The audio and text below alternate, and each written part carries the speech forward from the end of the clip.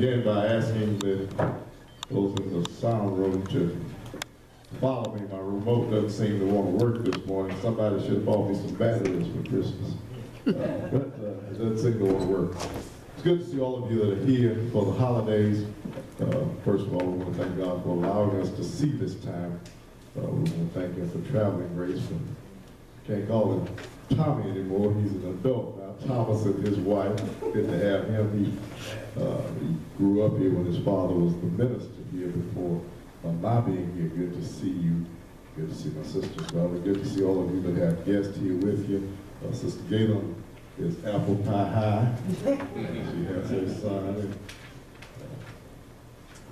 Sister Smith is elephant elated because she has her son. So many of you have relatives with you, and we just thank God for you. Good to see those of you that are here. Good to see Roman. Good to see Roman. Give God some praise for traveling grace for all these people.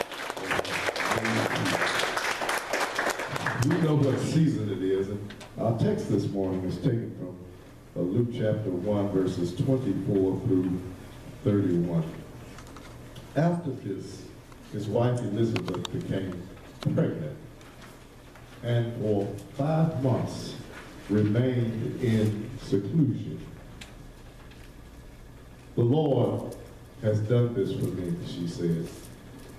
In these days, He has shown His favor and taken away my disgrace among the people. Now here's what I want you to see. In the 6th month of Elizabeth's pregnancy, God sent an angel to Gabriel. They sent the angel Gabriel to Nazareth, a town in Galilee. Now we know that Elizabeth was the mother of John the Baptist. So let's give you a little history. Take me to the next slide if you would, please. So let me give you a little history on what takes place here. We know that December 25th is not the actual birthday of Jesus. So how do we arrive at this?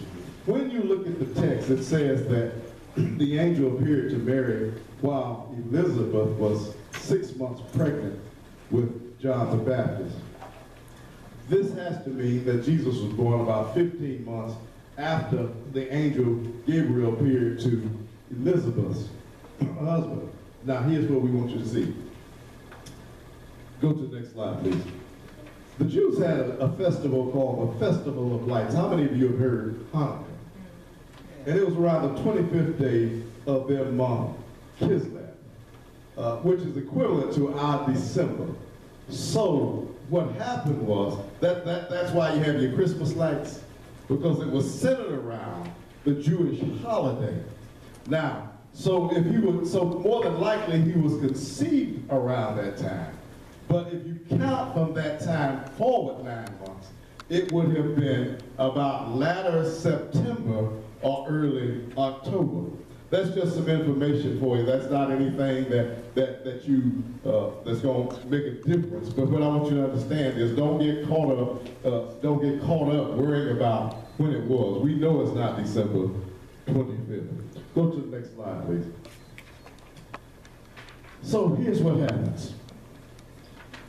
To a virgin pledged to be married, a man named Joseph, a descendant of David. The virgin's name was Mary.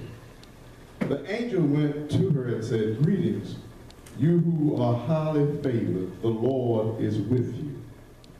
Mary was greatly troubled by his words and wondered what kind of greeting this might be. But the angel said to her, "Do not be afraid, Mary. You have found favor with God.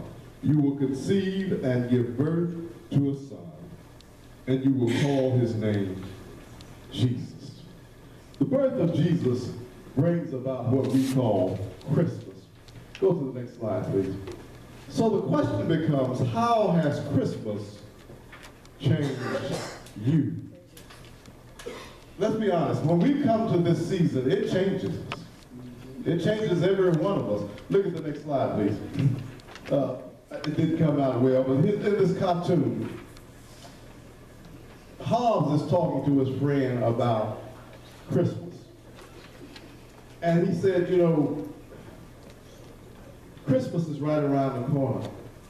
He says, what's better than a holiday, a month filled with frenzied consumerism? Then the Hobbes, his little tiger, says, I'm surprised other religions haven't picked up on that.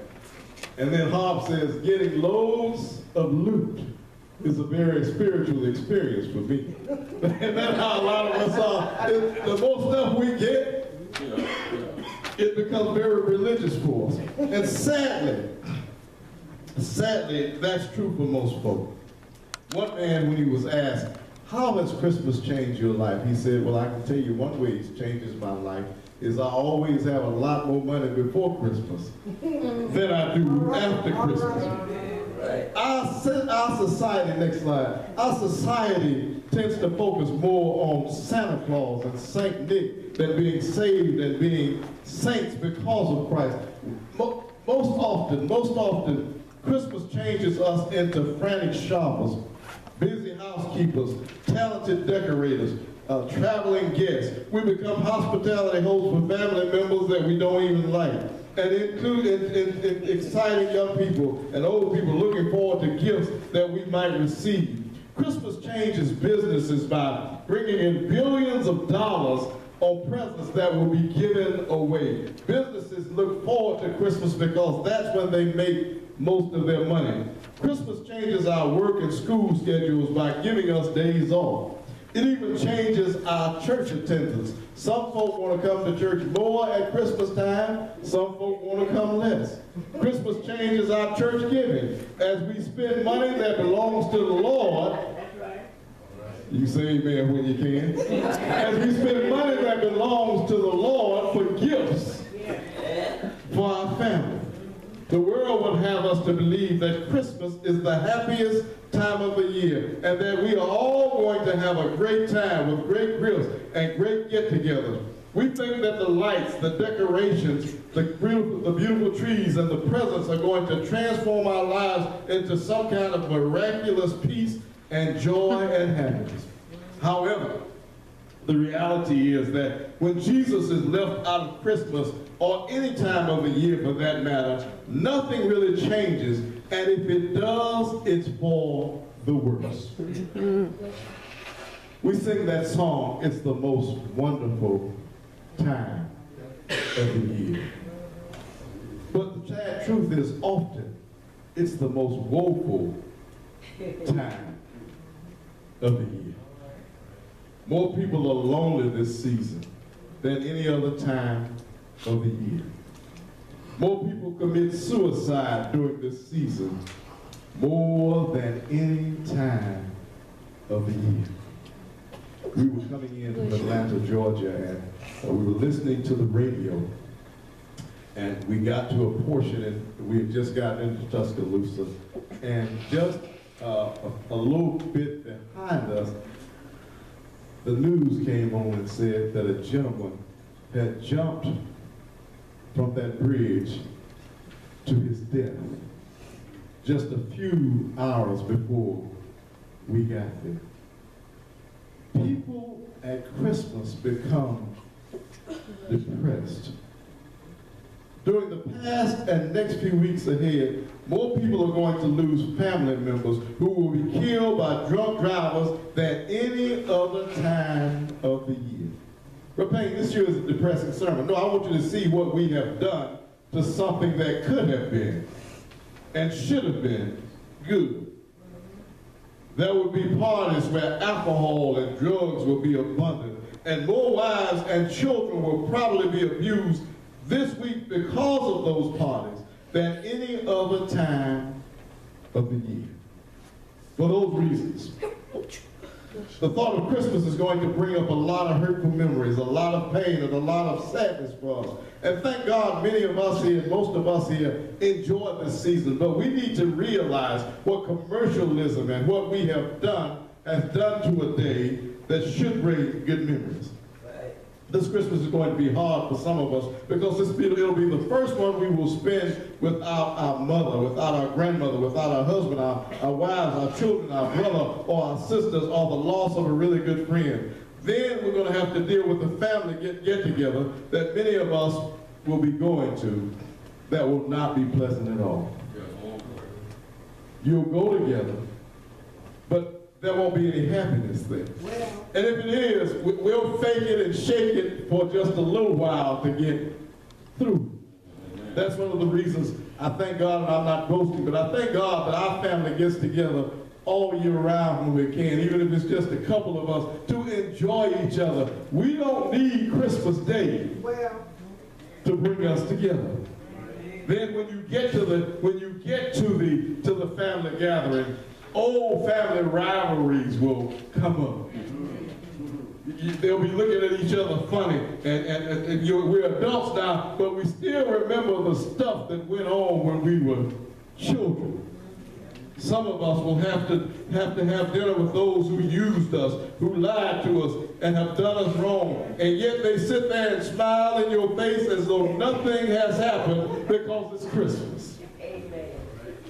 And you don't say anything because it's Christmas.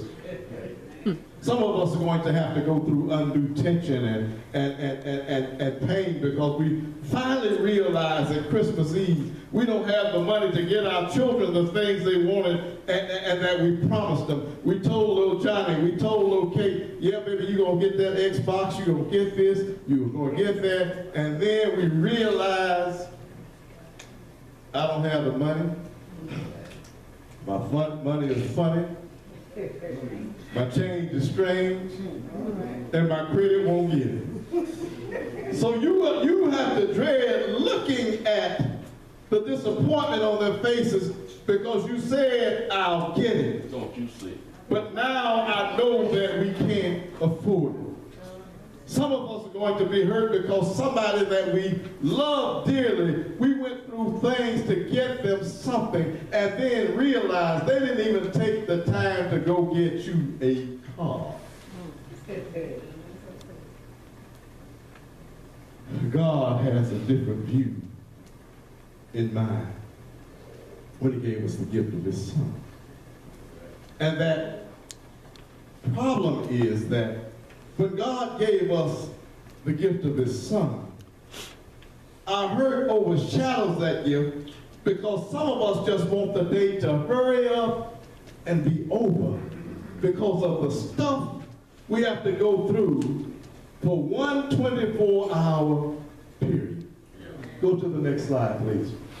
He wants us to focus. Here's what I'm going to tell you. You know why we struggle with his birth? And celebrating his birth, because God never even put the emphasis on his birth. God put the emphasis on his death, his burial, and his resurrection. Amen. And he told us when that took place. Amen. Isn't it interesting that if you look at the Bible, the only reason I could give you the information about when his birth took place was because the Jews have a book called the Talmud that goes along with their Bible, and it gives you history, and the only reason I could give you that information was because it was recorded by scholars, not by God. But when it comes to his death, he tells you exactly when it happened, and it wasn't Easter Sunday, it was after Passover. Mm-hmm. Now watch this. He wants us to focus more on the gospel than his birth. Still, everyone died from the time of Adam to the time of Moses. Even those who did not disobey an explicit commandment of God as Adam did. Now, Adam was a simple representation of Christ who was yet to come. But there is a great difference between Adam's sin and God's gracious gift. For the sin of one man, Adam brought death to many. But even greater is God's wonderful grace and his gift of forgiveness to many through the other man, Christ. If Christ had never died, his birth would have never meant anything. Go to the next slide. So he says the wonderful gift is so much better than what we had. Then he says, and the result of God's gracious gift, notice how many times he talks about God's gift. That's the greatest gift you can get on Christmas. Because most of the stuff, what we decided to do with our grandchildren this year, we bought them a little stuff, but not much. We said we're going to start some bank accounts because they get so much stuff at a week they don't even know where it is. Gift is very different from the result of that one man's sin. But Adam's sin led to condemnation. But here it is. God's free gift leads to our being made right with God, even though we are guilty of many sins. Look at your neighbor and say, you guilty of sin. Guilty of sin. No gift we can ever buy will be better than the free gift that God has already given us. No gift can be more precious, no matter what we pay for it, no matter what we pay. God's gift is the better gift, even though it's free. But let me tell you, everything that's free ain't cheap. Mm-hmm. When your children come home to eat, it's free for them, but it costs you something. Salvation is free, but it costs God something. So let's recognize the greatest change that needs to take place in our lives is not in the size of our income. Boy, I wish I could make some more money, so I could buy more stuff. I was amazed, Thomas, at the fact that on Christmas Day, Thanksgiving Day, we're sitting there having Thanksgiving. And my wife and I had been in Walmart previously the day before, and they were open at 4 o'clock for the Black Friday sale. I don't know how you have a Black Friday sale on Thursday, but they had a Black Friday, and I had a laugh, and I said, you know, people are sitting, having Thanksgiving dinner right now, but they're thinking, man, I'm thankful for what I got, but I can't wait till 4 o'clock to go get some more stuff. See, that's what our society makes us think. It makes you think you have to have junk stuff and things to be thankful. But let me tell you something. You can have all the stuff in the world, but if you don't have Jesus, if you don't have a good relationship at home, it's useless. Amen. Amen. So what's the biggest change? Biggest change that we need to recognize. The biggest change in our lives should not be about how much we can buy. Look at Romans 12, 1 through 3 as we hasten. I got to hurry up because I got to get over Casey. And so, dear brothers and sisters, I plead with you to give your bodies to God because of all he has done for you. God gives you something, you give him something. Let them be a living and holy sacrifice, the kind he will find acceptable. This is truly the way you worship God. Showing up at church does not mean you know God. Well. Because Satan shows up at church. Don't copy. And I underlined this, and I didn't realize, I apologize because this graphic is not what it looked like on the computer, but I didn't have time to change it. Don't copy the behavior and customs of this world, but let God transform you into a new person by changing the way you think.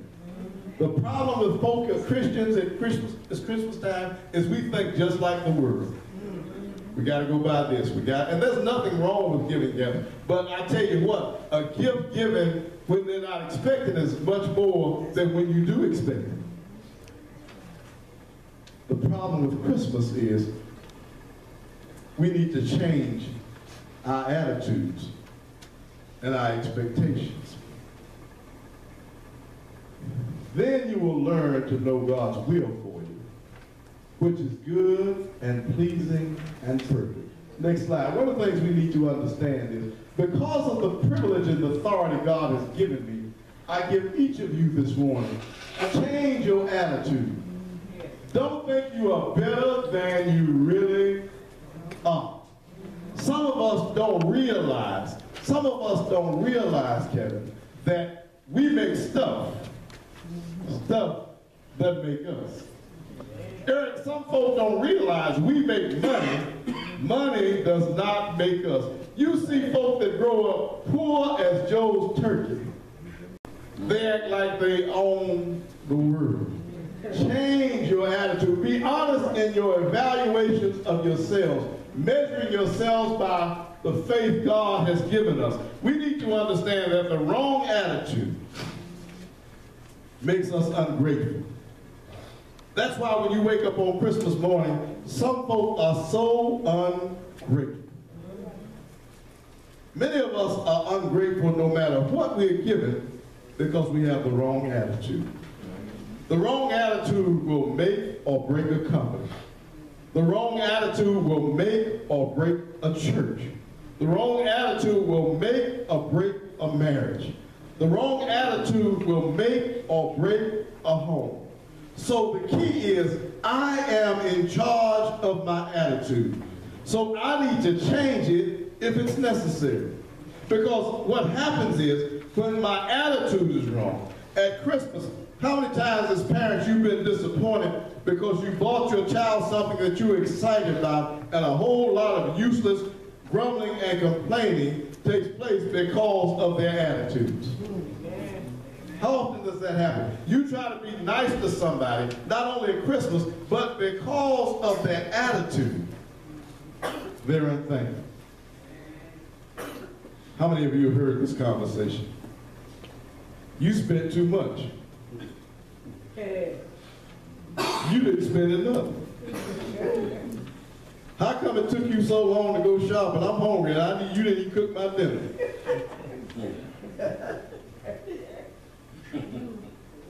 That's not what I wanted. I gave you a better gift than you gave me. All these attitudes come out at Christmas. So as we conclude, can we resolve to make this holiday season as enjoyable as possible for those in our families and in this church? Can we agree to accept the light that Jesus wants to pour into each of our lives? A joyous Christmas is not going to be determined by the size or the number of gifts you get. A joyous Christmas has nothing to do about what you get, but what God has given. That's why the Bible tells us that it is more blessed to give than to receive. There is a great joy in being able to help other folks instead of having to be helped all the time. And when you get Christmas gifts, some of the greatest Christmas gifts I've ever gotten, Irma, are the gifts that my grandkids made me. Yeah. Because they took time to think about Pawpaw, and they made it. It wasn't the money they spent, because let me tell you something. It's going to determine by how much we follow. It's going to be determined, rather, by how much we follow Jesus to be our Lord of our lives, our actions, and our tongues. A kind word all day on Christmas Day and every day is priceless. An ill-spoken word or an unkind deed can spoil the gift of a 2-carat diamond ring on Christmas. It may be wrapped up in the most beautiful package. It may be the most beautiful present. But when it comes from a person with the wrong attitude, it destroys the gift. You see, life is not found in things, as nice as things may be. And my father used to tell me, God didn't make all this good stuff just for bad folk. Be appreciative that God has blessed you with some stuff, but don't expect folk to give you, I've gotten to the point, I don't expect my kids to give me at Christmas. You know the gift they give me is paying their own bills all year long. All right, amen. The Bible tells us life is found in Christ. There's no greater celebration of Christmas anywhere than to be in a home where the presence of Jesus is. Yeah. You may be the only one, as I conclude, Elder Meeks, if you would get ready to extend the invitation, accept those that want to come to Christ and let you may be the only one in your family that's a Christian. But that's enough to make Christmas a better day and experience in your house. Because when everybody else is acting the fool, you can give them the gift of love and understanding and compassion. Saints, every day as I look at this thing, every day is a gift from God. We ought not squander it. We should not waste it by being angry with anyone. We spend too much time in anger, and then at Christmas table we want to act like it's not there. And the food is not the only thing that's on. Amen. All right. We should not let it slip away by feeling sorry for ourselves. There are folks that are feeling bad because, I look down the street, I would work, and he bought his child this, he bought his child that, and I couldn't get that for my child. And we start feeling sorry for ourselves. But if you're living and you have breath and you got food on your table, you are indeed blessed. Stop worrying about this one day and start living for every day. Let us be grateful for this precious gift of life and spend it by being as happy and as thankful as we can possibly be. Last statement as I get ready to go. This was not intended to be a feel-good sermon. I just see us not knowing how to feel good because we get too wrapped up in stuff instead of wrapped up in each other. We need to understand that the greatest joy you'll have will come from people and from God, not from stuff. Do I have a witness that there's some stuff you just had to have, and God gives it to you, and you find the joy diminishes quickly? Because you can't find joy in stuff. But when I look in the face of my wife, when I look in the face of my children, my grandchildren, when I look in your faces, then I know what really has value. This is how the season should change us. Not by us merely spending our change. Because I'm going to tell you this in order if you'll take it. You can give without love, but you can't love without giving. For God so loved the world that he gave his only. God bless y'all if you accept the invitation for it. We love you. Have a happy holiday. Don't drink and drive. Matter of fact, don't drink at all. God bless you.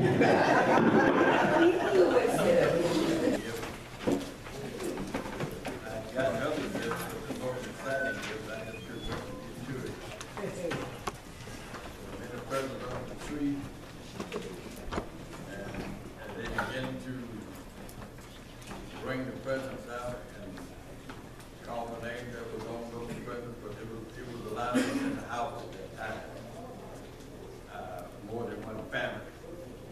So we were pretty close. But I knew that there was something under that tree just for me, and it stood way in the back. All the other present was up front, but my present was in the back. It was a brand new shiny bicycle.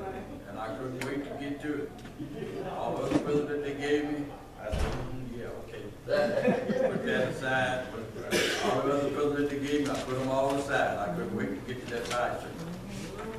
It seemed to me that when we find out who Christ is, every other thing that we get in this world, we just need to set it aside. Amen.